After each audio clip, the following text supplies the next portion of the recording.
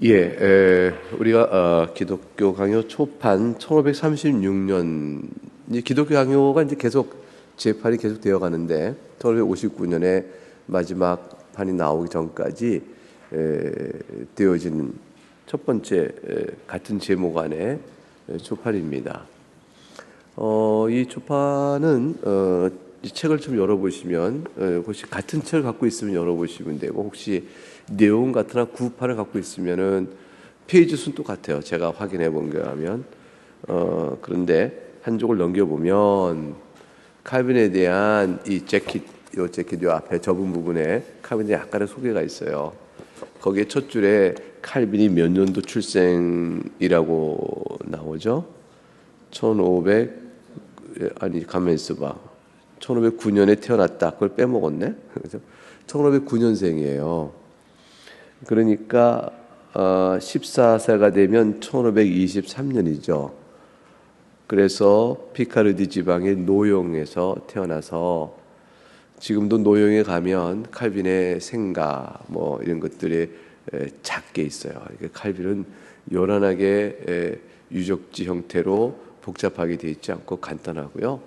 제네바에 가도 제네바 교회는 남아 있는데 건물이 튼튼하고 화강과 또 잘 지어놓은 성당이 이제 개혁교회로 바뀌어서 칼빈이 일정 기간 목회를 했고, 그 뒤로 지금까지 개혁교회 전통을 따라 내려오고 있지만 신학은 완전히 자유주의 됐어요.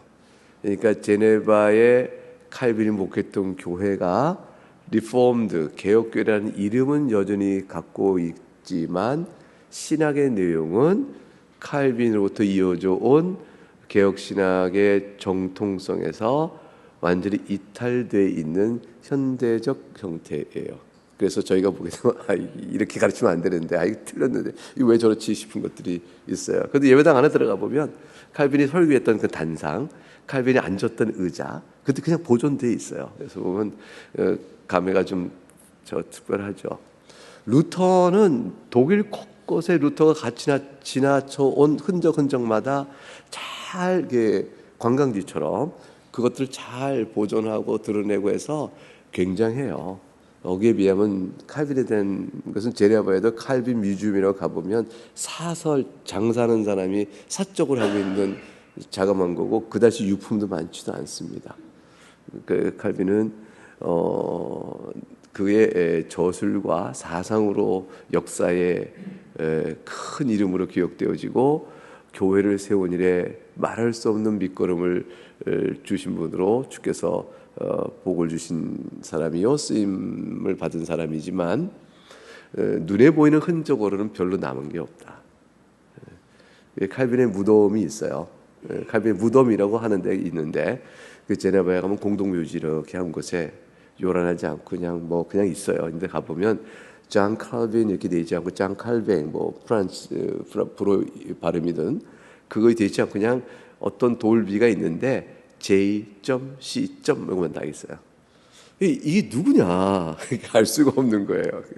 이 장 칼빈의 J.C.의 그 약자냐 아니면 누군지 알 수 없어요. 근데 아무튼 그것이 그것일 것이다 이렇게 추정이 되어질 따름 그의 묘지도 불투명한 상태이죠. 그런데 우리가 있는 초판이 몇 년도에 쓰여진 거죠? 1536년입니다. 1509년생인 칼빈이 몇 살 때 쓴 거예요? 27에 쓴 거죠. 여러분 27, 우리는 그때 뭐 했나요? 근데 14세 때에 이미 대학에 입학을 하고 라틴어를 배우기 시작합니다. 그 당시의 교육은 철학이든 인문학이든, 그러니까 인문학에 속한 철학이든 또는 법학이든 또는 신학이든 이렇게 이미 특정한 학문의 목표를 위해서 기본 교양적 과목을 일찍부터 철저히 가르쳤어요. 그게 교육제도였어요. 그러니까 우리는 너무 배우는 게 산만하게 많은데 그 당시에는 훨씬 더 간소했죠. 그래서 일단 고전어를 습득하는 것은 우선적인 모든 학문의 기초였어요. 그래서 그 중에 첫 번째가 라틴어예요. 그 당시 라틴어를 배운다는 것은 지금 영어를 배우는 것 같아요. 이거 보편 공통어였기 때문에 라틴어를 모르면 책을 아무것도 읽을 수 없고 자기 글을 펼쳐낼 수가 없어요. 말하는 언어는 영국과 프랑스가 다르고 독일이 다르지만 라틴어를 공용어로 써서 다 그걸로 말하고 알아듣고 글로 써서 통용했기 때문에 세계 언어였죠. 그거를 배워야 되는 거였고, 그 다음에 이제 요즘 그 재킷에서 셋째를 내려오면 경건 훈련을 받고 나서 토론 기술 습득했다. 이게 레토릭의 수사법과 토론법을 배워요. 그래서 논증법, 어떤 주장에 대해서 어떻게 논증해야 되는가에 대한 논증 훈련을 배우고, 그리고 수사적 기술을 배우고, 그거 이전에 이제 문법은 기본적으로 배우죠. 그 다음에 이제 원래는 법률을 공부하다가 아버지의 뜻에 의해서 하다가 이제 대학을 옮깁니다. 결국에서 헬라어 히브리어를 배우고 난 뒤에 쭉 이어져 왔다 이렇게 나옵니다.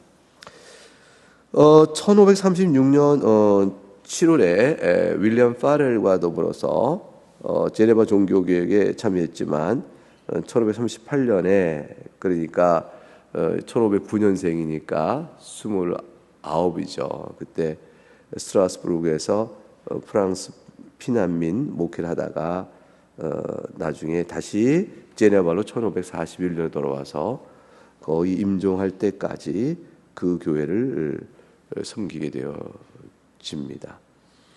마틴 부처가 이제 칼빈에게 영향을 많이 줬다 얘기를 해요. 그런데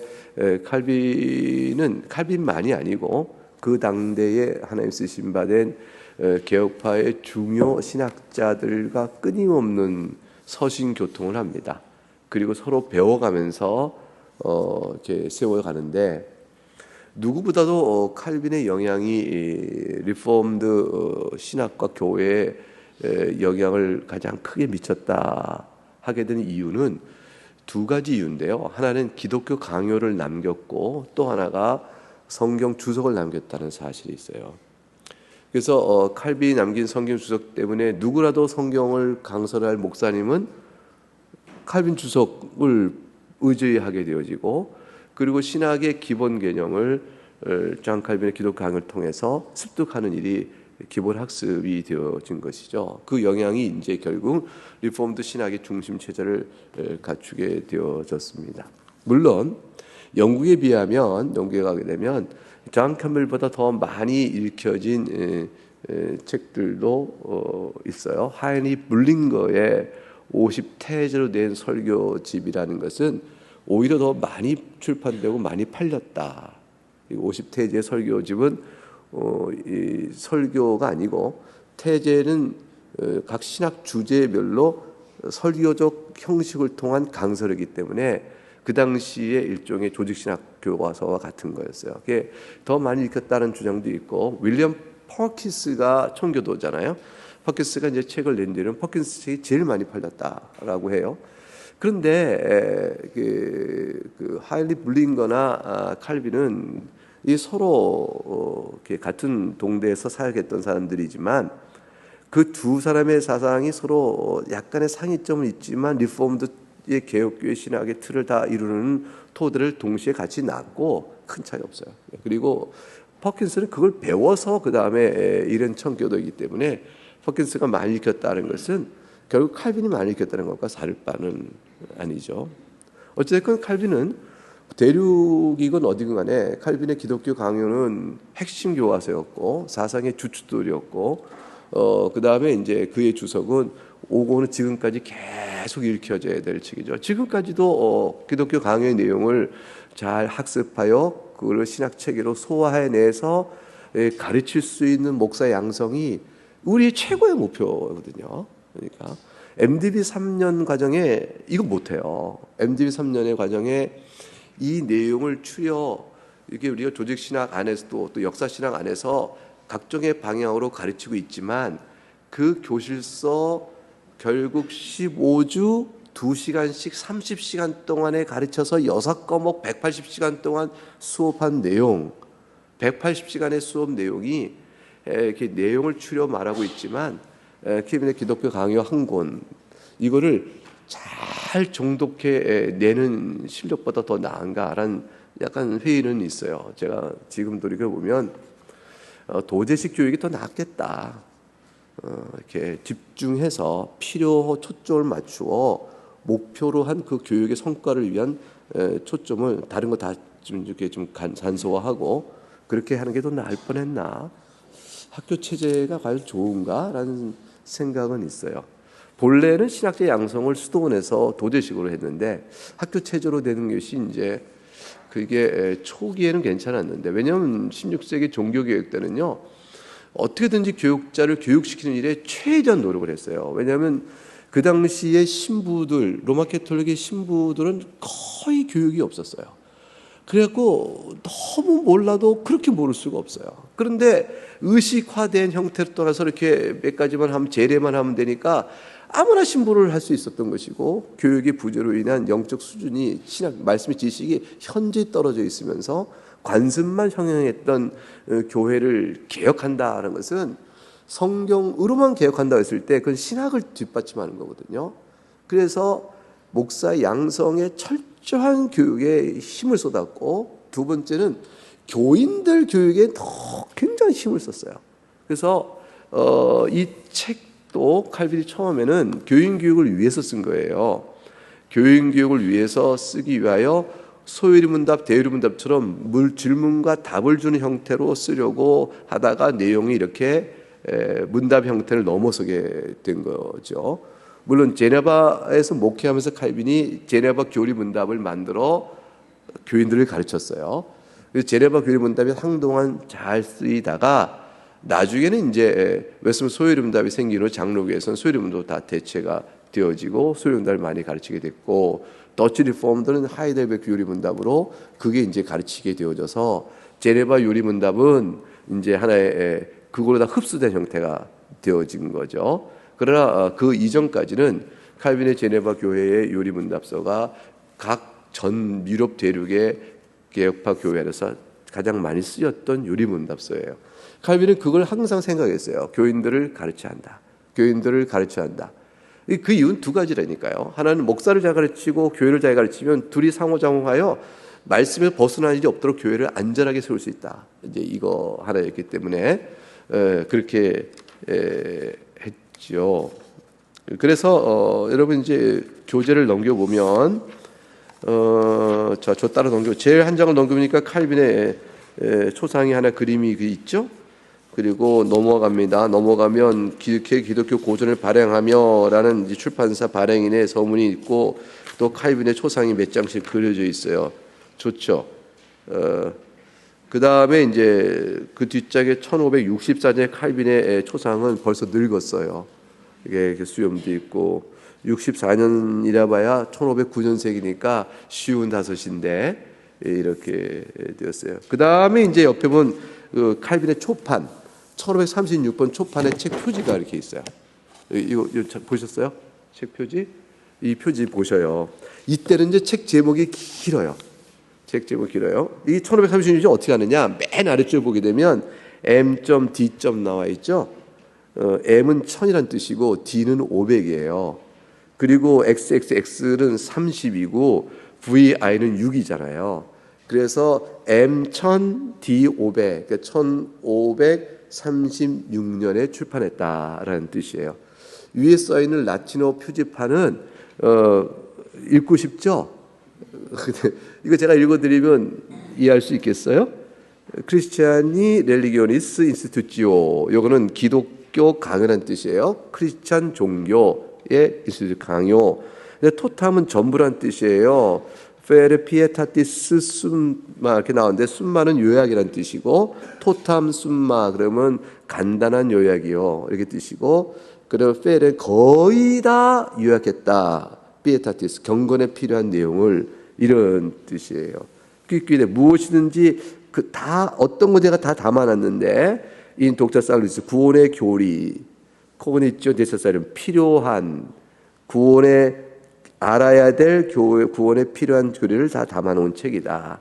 예, 컴플렉트에서 이거는 다 담았다라는 뜻이에요. 분사입니다.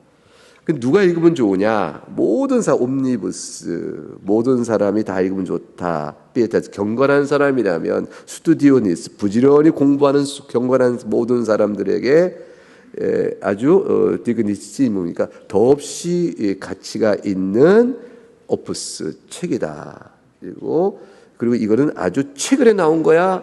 그리고 리센스, 최근에 에디툼 만들어진 겁니다. 이렇게 써놨죠. 이게 출판사 이거를 칼빈이 제목을 이렇게 붙였나 아니면 출판사 붙였나 싶게끔 너무 자랑이 좀 있는데 이 책이야말로 달가합니다. 이렇게 된 거죠. 제목 자체가. 근데 이제 여기에 보면 첫판에 프리바제와네스 크리스티안이 나온 게 뒤에 뭐냐면 이 크리스티안이 스문 레금 프랑스에서 이건 프랑스 왕 지극히 경건한 그리스 왕에 주는 서문이 덧붙여 있습니다. 이 말이 굉장히 중요한 거예요. 그래서 칼빈이 이 책을 왜 썼는가 목적이 여기에 담겨져 있어요. 그래서 우리는 이 프랑스 왕에게 우리가 보내는 서문부터 읽어가게 될 것입니다. 넘어가서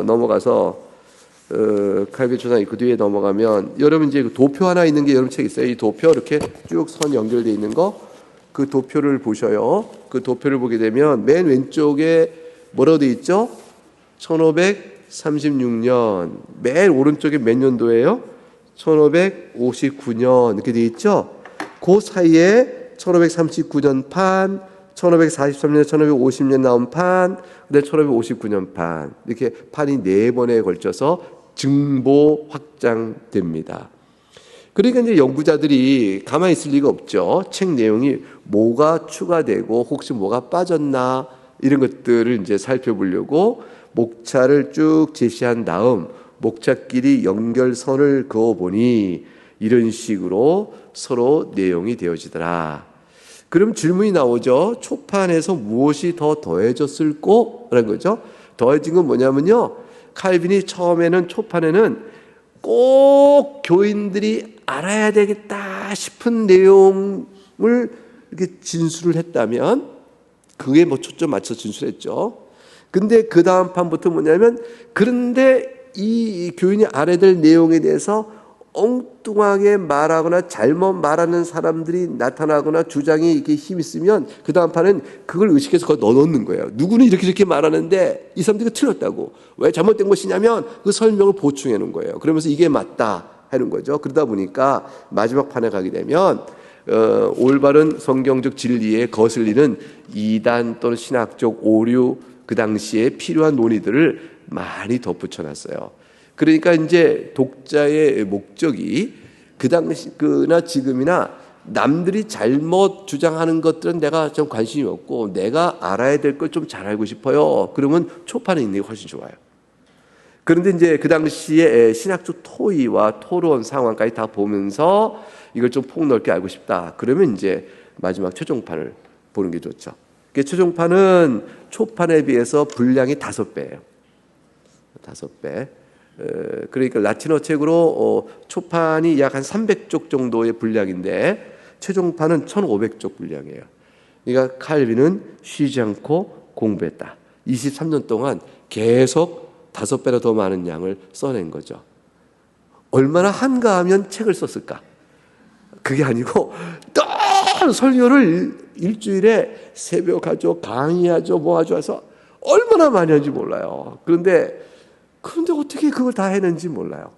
그러니까 이제 천재성이죠.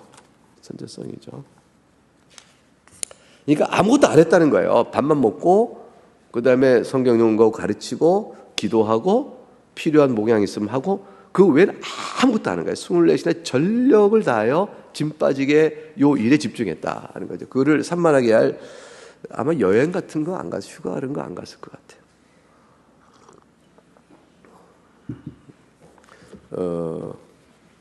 고단한 인생사. 그 병은 또 온몸에 질병을 갖고 있었어요.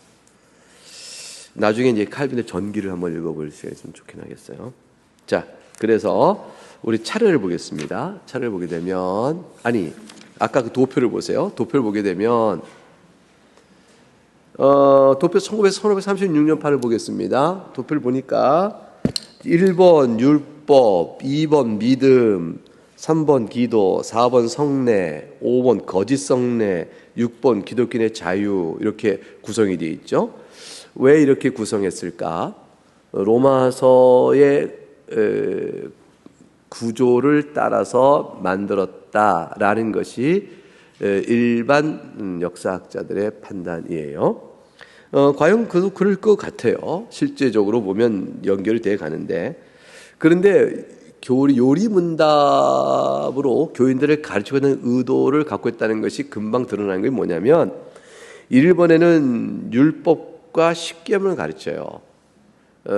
율법과 십계명, 그리고 두 번째 믿음의 내용으로 사도신경을 가르쳐요. 그리고 세 번째로 기도를 가르치고, 네 번째가 교회로 가시적으로 드러나는 은혜의 수단인 성례를 가르쳐요. 그러니까 교회가 가시적 교회로 드러나고 있는 성례의 모습, 그리고 또 하나 은혜의 수단인 기도, 그리고 또 그 앞에 두 개는 말씀인데, 하나는 율법과 계명, 또 하나는 사도신경을 통한 복음적 내용, 이걸 가르치는 거예요. 그러니까 이게 전부 다 요리문답의 내용이죠. 요리문답은 항상 어떤 요리문답인지 항상 십계명 강설이 들어있고요. 그 다음에 주기도문이 가르쳐지고 있고, 그 다음에 사도신경을 가르쳐요. 요 세 개 요소로 요리문답이 구성되는 거예요. 그리고 앞뒤에 빠져있는 교회 성례는 무엇입니까? 라는 것과 더불어서 이렇게 붙어 있는 거죠. 그러니까 이 초파는 요리문답에서 배울 내용을 이렇게 책의 형태로 진술하고 있다라고 생각하시면 될 것입니다. 6장의 기독교인의 자유는 이게 뭐냐? 갑자기 철학적 주제처럼 기독교인의 자유, 교회의 권능, 시민정부 이렇게 돼 있죠. 그러니까 교회와 시민정부의 상관관계는 뭐냐?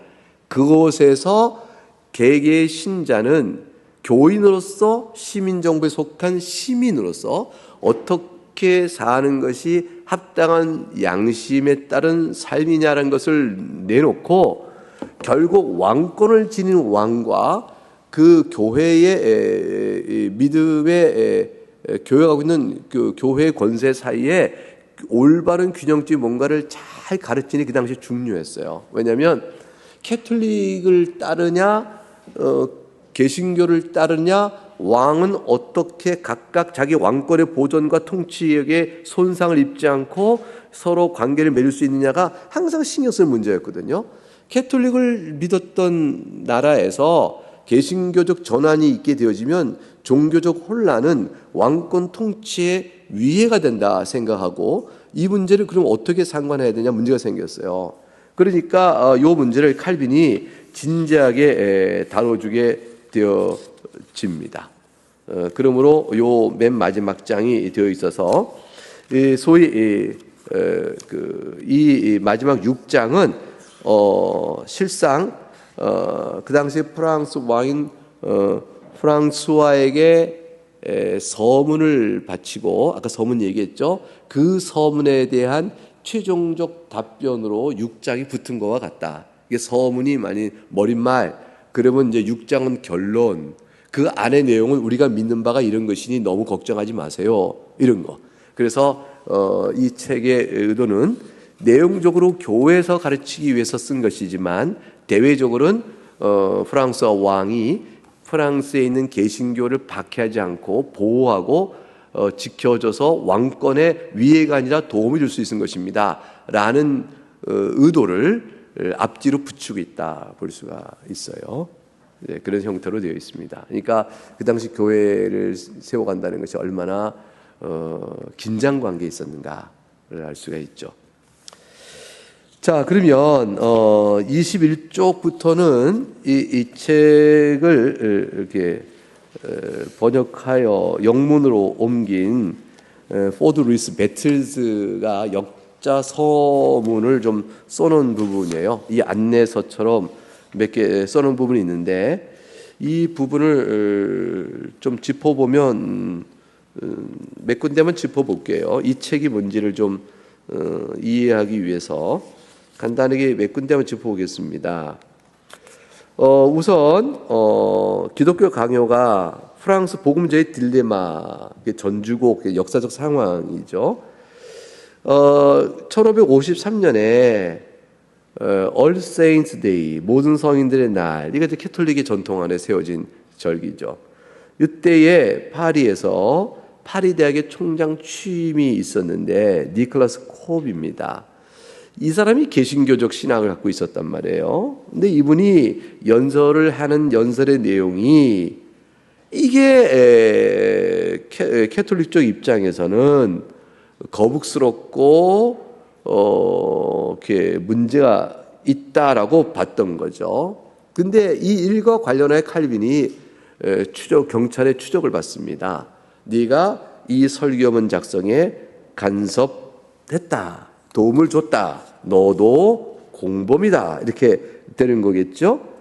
그 설교의 말씀의 내용 속에 쭉 인용 부분이 있는데 한 장 넘어갑니다. 22쪽 가게 되면 위에서 둘째 줄, 세상과 사악한 자들은 신자들의 마음에 복음으로 순수하고 진지하게 침투하려고 하는 자들, 이단, 미혹하는 자들, 악한 말하는 자들, 사기꾼을 불러왔습니다. 이게 다 누구를 가리키는 말이냐? 이게 이제 종교, 소위 말하는 개신교적, 프랑스 개신교적의 이해가 여기 들어있다라게 되어진 거죠. 체포하여 처벌하고자 하여 이단 종파로 취급받아졌던 겁니다. 이것 때문에 이제 칼빈도 몸을 피워야 됐습니다. 근데 그 당시에 이제 프랑스 왕인 프랑스와 1세 22쪽에서 밑에서 다시 올라가게 되면 이 사람은 자기의 군주로서의 시민 권세를 견고하기 위해서 어떻게 하면 좋을까 항상 이 생각을 했던 사람이에요. 그래서 프랑스 내부적으로는 개신교를 박해하되 독일이 개신교의 세력이 강해지니까 루터파적 개신교와는 또 친하게 지내고 이렇게 되려는 의식을 했죠. 세속권으로서 자기의 힘이 조금 약해질 것을 염려한 그런 정략적 측면에서 독일과는 개신교적 허용과 친교, 그러나 프랑스 내부에서는 개신교 박해, 뭐 이런 형태로 자기의 종교적 형태를 유지하려고 했어요. 근데 이게 왜 그러냐면 이제 종교개혁 당시에 로마 캐톨릭의 반성경적인 나쁜 전통을 개혁하는 대로만 치중된 사람은 개혁파 중에서도 정통개혁파요, 온건개혁파가 되는 거예요. 상대적으로. 왜 그러냐면 과격한 극단적 종교개혁파가 있었어요. 이들이 이제 소위 재침례파 같은 사람들인데 그들은 전적인 부정이었거든요. 그래, 여러분도 혹시 이런 말 들어봤을 거예요. 교회가 중세를 뛰어넘어 초대로 돌아가야 한다, 이렇게 얘기하는 말 들어봤을 거예요. 굉장히 좋은 말 같아요. 초대로 돌아간다. 이게 좋은 말이에요. 왜냐하면 중세 시대에 초대교회로부터 시작되면서 성경 외적인 것들이 자꾸 덧입혀지면서 종교개혁 때까지 이 중세 시대에 덮여진 종교적 문제가 있으니까 교회를 넘어서 초대로 들어간다라는 생각을 하는데 그 주장이 갖고 있는 약점이랄까요? 문제점이 하나 있어요. 그런 주장하는 사람들은 뭐냐면 초대로 돌아갈 때 그럼 초대가 어디로 돌아가냐는 거죠. 초대로 돌아가는 초대가 모범이 없어요. 모범이 없기 때문에, 현상이 없기 때문에 말씀이요 성령이 돼버려요. 그래서 표준성이 없는 초대가 돼버려서 자신들이 정한 바가 표준이 돼버리는 그 임의성이 발생하게 되어져요. 이 뭐가 중세가 중요하냐면 중세 때 오염돼버린 종교 전통을 걷어내는 일이 중요한 것이지, 중세 안에서도 교회를 통해 역사해오신 성령 하나님의 일하심이 걷어지면 안 되는 거거든요. 그러니까 결국 이제 어거스틴 이후부터 내려온 신학 전통의 줄기를 따라 종교 개혁자들의 신학을 지지해주는 중세 교부들이 있는 거예요. 중세 신학자들이. 그 신학의 전통의 줄기 가운데 초대로부터 이어져오는 바른 성경적 전통의 줄기를 찾아내 하나님께서 2000년 교회사, 아니 이때라면 1500년대니까 1600년에 걸치는 그 교회사 속에서 하나님 일해오신 선한 것들을 찾아 이어가는 것이지, 교회의 역사를 부정해버리게 되면 이게 종파적이 되는 거거든요. 그리고 성경을 토대로 내가 옳다라는 주관적 입장에 빠지게 되죠. 그래서 칼빈은 이 재침례파적인 과격한 종교개혁 운동에 대해서 캐톨릭보다 더 나쁘다 했어요. 그래서 굉장히 거부했죠. 그래서 리포엄드 전통은 루터파 전통과 더불어서 재침례파에 우호적이지 않았어요. 오히려 또 문제를 삼았죠. 그러니까 왜냐하면 성경 말씀을 기초로 주관적이에요. 근데 말씀을 성령의 말씀은 죽은 문자의 말씀이고 그 성령의 말씀이 살아있는 영의 말씀이다라고까지 나가게 되니까 성경으로 개혁돼 가는 것이 아니라 그 신령주의로 또 넘어가게 되어지죠.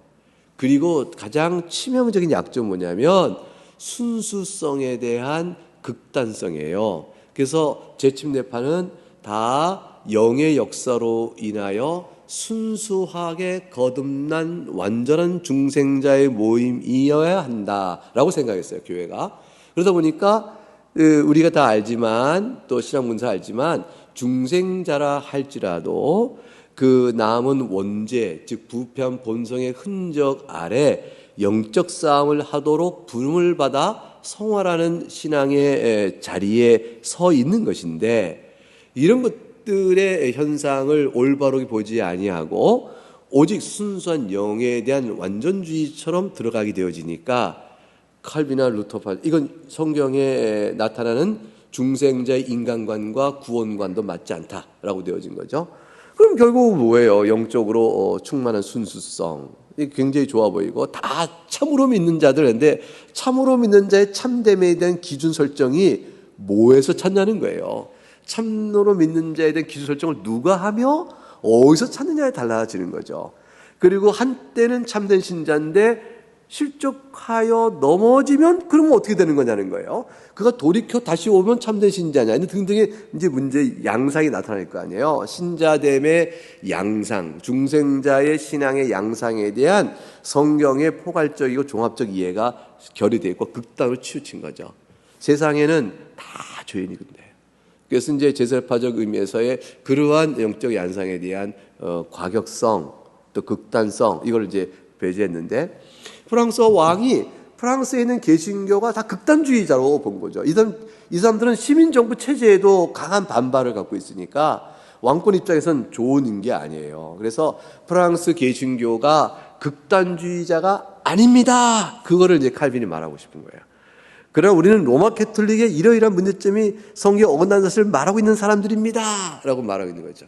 그래서 독일에서 루터파가 건강한 신앙이라고 되어진다면 프랑스에서 우리 또한 건강한 신자입니다. 왕이시여 우리를 걱정하지 마소서. 그리고 왕은 오히려 우리와 함께 가는 것이 왕권에도 저희가 유익한 신민으로 서 있습니다. 이 얘기를 이제 하고 싶은 의도성이 있는 거죠. 그래서 그러므로 프랑스 왕이요 우리가 믿는 바가 뭔가를 설명하오니 들어주소서라고 해서 1장부터 5장까지 쫙 내용을 쓰고 서문 쓰고 6장에 다시 한번 결론처럼 맺었다. 이렇게 되어지는 구조예요. 그 당시 상황이 그랬던 거죠. 프랑스 왕이 갖고 있는 의구심을 해소하는 것이라고 볼 수가 있습니다. 23쪽의 밑에 셋째 줄 화채설의 발전 과정 나와 있는데, 화채설에 관한 내용은요.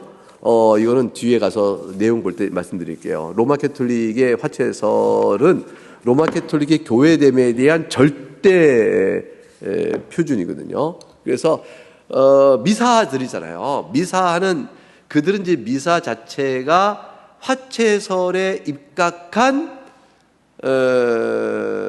예배예요. 그러니까 화채설이라는 것은 빵과 포도주가 본질상 예수님의 몸이요 피로 실제 변화하였다라고 믿는 신앙이에요. 그래서 신부가 축성을 하게 되어지면 빵은 예수님의 살의 본질로 포도주 살의 본질로 물리적으로 변했다고 믿는 거예요. 영적 변화가 아니고요, 물리적인 변화예요. 그래서 그럼 우리는 빵을 먹어보면 빵 맛인데 어떻게 물리적으로 변화됐다고 말합니까? 라고 물어보면, 모든 물리적 물질은 본질이 있고 본질을 내용으로 채우는 진료란 게 있는데, 맛은 진료로 느끼지만 그 물체 자체가 무엇이냐 묻는 것은 진료의 맛으로 느끼는 게 아니라 본질을 결정한다. 그래서 물질은 본질과 진료로 구성되는데, 본질이 예수님의 몸으로 바뀌었지만 빵의 진료는 유지되기 때문에 빵 맛을 느끼고 있지만 먹은 것은 예수님의 본질에 따른 몸이다. 진짜 몸인 거죠. 리얼 바디예요. 진짜 몸인데, 왜냐하면 본질이 바뀌었으니까 맛만, 모양만, 색깔만 그대로 있는 거예요. 진료는 그대로 유지시키, 진료가 그렇게 막곡을 남기신 거죠. 근데 왜 진료를 남기셨을까? 충격받을까 봐. 살을 먹으면 놀랄 거 아니에요. 기절하고 막. 어떻게 살을 먹겠어요? 여러분 살 먹어요? 안 되잖아요. 그러니까 그 놀랄까 봐 그렇게 보호하신 거라. 이렇게 보고, 그게 어떻게 그럼 같이 있을 수 있느냐? 자연적으로는 없는 일이죠. 진료가 빵 맛이 나면 본질도 빵이지, 이게 본질은 몸인데 맛은 빵이다, 이럴 수가 없는 거잖아요. 질적으로 못 바뀌어, 물리적으로 못 바뀌어. 이렇게 바뀌면 안 되거든요. 영적으로는 의미를 부여할 수 있지만, 우리는 영적으로 얘기하는데 이렇게 얘기해요. 그러니까 화쳐서래요. 실체가 진짜로 바뀌었다. 근데 왜 그렇게 되냐? 하나님의 능력이다, 이렇게 얘기해요. 하나님의 능력이다. 신비다. 조용해라. 묻지 마라. 신비다. 이렇게 얘기해요. 그게 이제 화쳐서니까, 이제 루터파나 종교학자들은 이것을 개혁하려고 했죠. 바르게 잡으려고 했죠. 루터파식의 설명 방법이 있어요. 근데 개혁파는 루터파식의 설명에 만족스럽지 않아요. 그래서 우리가 아는 대로 하나 그리스도의 몸이 영적으로 임하고 있는 것이지, 빵은 빵의 실체가 그대로 있는 것이요, 빵의 본질과 진료가 그대로 있는 것이다, 이렇게 얘기하고, 상징적 개념이죠.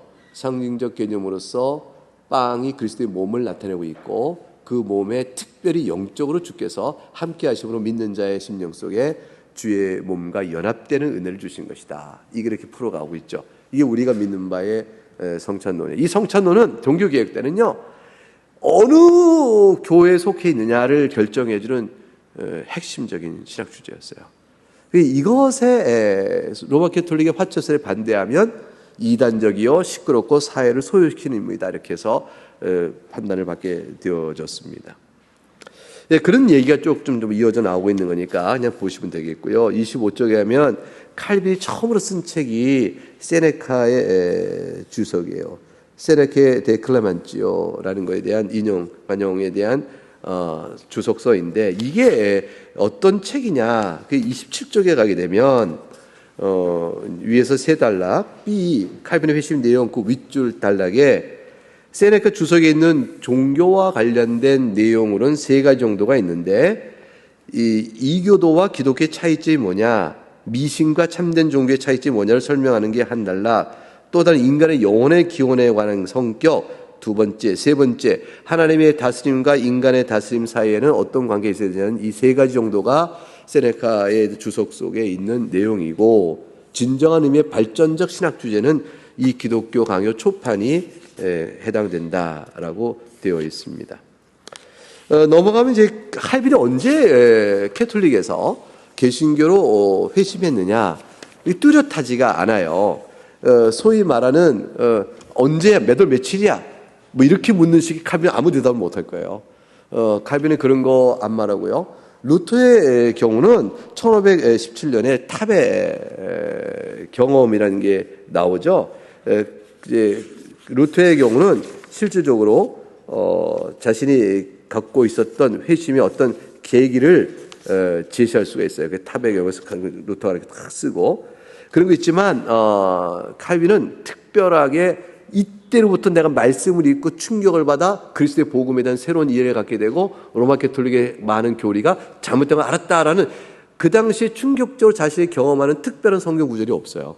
없고, 칼빈은 성경 전반, 특별히 시편과 로마서 전체를 토대로 한 신학 구조 이해 속에서 복음에 대한 종합적 발견을 해 나가는 사람이라 있어요. 그것을 이제 많은 칼빈 연구자들이 칼빈에게서, 루터에게서 로마서 1장에 주고 있는 내용이 과연 칼빈에게는 어떤 것일까를 찾아보려 했지만 뚜렷이 찾고 있지는 않습니다. 근데 칼빈에게서 가장 많이 인용된 것은 로마서하고 시편이에요. 로마서를 바로 아는 것과 시편을 바로 아는 것은 기독교 신앙의 경건과 신앙 이해의 핵심 토대예요. 핵심 토대. 근데 칼빈의 창세기 주석을 보게 되면 모든 게 다 들어있어요. 그러니까 칼빈에게는 성경 66권 중에 어느 하나가 특별하게 더 도는 건 없는데, 기독교 강요를 쓸 때는 로마서하고 시편을 많이 인용합니다. 그래서 여러분 이제 30쪽에 가게 되면 위에서 다섯째 줄에 칼빈은 시편을 개혁교의 찬송가로 삼고 있다. 그래서 칼빈이 이 시편에 대해서 영혼의 모든 부분을 해부하여 담아주고 있다. 이게 우리 심령을 다 열어 비추어 들춰주고 있는 것이 시편이다 하므로, 그거를 이제 제레바비에서는 찬송으로 불렀고, 그 찬송 부른 곡 중에 7곡들이 몇 개가 우리 시편 찬송집에도 들어있죠. 제레바 시편 찬송이라고 되어 있어요. 조금 어렵죠. 좀 어렵고 웅장하기도 하고요. 예, 그렇게 되어 있습니다. 다 넘어가서 오늘은 여기까지 있고요. 이제 그러면 37쪽 가게 되면 B 프랑스 와이드의 헌사 그 위쪽에 이 책을 쓰게 된 동기가 뭐가 있는지를 정리해 놓고 있어요. 요거는 뭐 첫 번째, 이 기독교학을 쓰게 된 동기는 첫째, 신앙의 형제들 위한 교리문답서의 필요성 때문이었다. 교육을 위한 거죠. 두 번째는 왕에게 탄원하여 박해를 중단하도록 하기 위한 것이었다. 그 프랑스 개신교는 참 슬퍼요. 그 위그노라고 우리가 많이 그러는데, 이들은요 완전히 결국 그 학살로 끝나요. 그 프랑스에는 개신교 세력이 없어, 개신교회가 없어요. 거의 지금도 뭐 흔적이 약하고요. 너무 슬픈 믿음의 형제들이 살았던 역사예요. 근데 그들 믿음을 지켜가는 순교적 것의 영광스러움이 계속 연구되고 있는 거고, 우리 학교에 이제 조병수 교수님, 은퇴 교수님이시죠. 그분은 이제 위그노를 전적으로 연구를 좀 하고 있는 과정이 좀 있고, 그거 드러나고 좀 있죠. 왕에게 탄원할 필요성은 두 가지로 설명됐어요.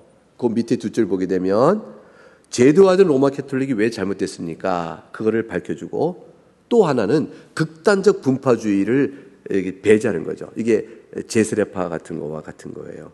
그래서 칼빈은 이 책을 통해서 로마 캐톨릭의 제도화된 것과 신령주려 나가는 제스레파 사이 속에 중도를 견지하는 입장을 전진해요.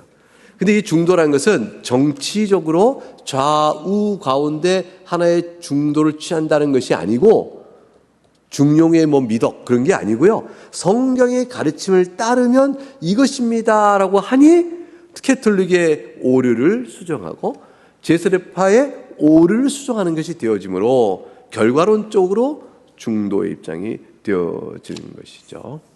네, 이렇게 되었습니다. 그럼 나머지 이제 프랑스와의 헌사 부분이 나오죠. 헌사 구조가 나오는데 우리 다음 주에 헌사부터 읽어가도록 하겠습니다. 네, 오늘 여기까지 간단한 개론으로 마치도록 하겠습니다.